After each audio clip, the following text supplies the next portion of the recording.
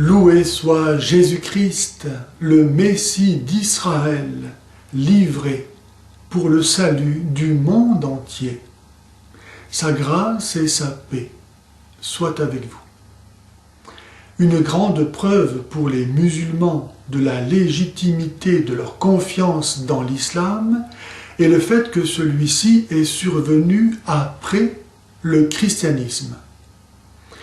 Mais cette confiance ne peut que disparaître pour peu que l'on accepte de considérer ne serait-ce que l'une des trois vérités suivantes. La première est que tout ce qui est chronologiquement postérieur n'est pas nécessairement supérieur ni meilleur.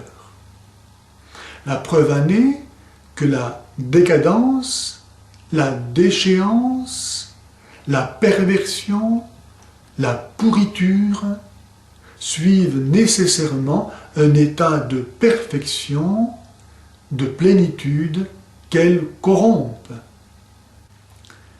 La deuxième vérité à considérer par les musulmans qui pensent devoir tirer sécurité pour leur salut du fait qu'ils suivent Mahomet parce qu'il est venu après Jésus, et que s'il suffit de se mettre à la remorque du dernier prophète autoproclamé, alors il leur faut maintenant devenir les disciples, par exemple, de Joseph Smith, qui en 1830 a fondé l'Église des Saints des Derniers Jours, ou bien plus récemment encore, de Mirza Hussein Ali, qui en 1863 a fondé la religion Baha'i, ou bien de n'importe quel autre faux prophète qui ne manquera pas lui aussi d'assurer qu'il est envoyé par Dieu.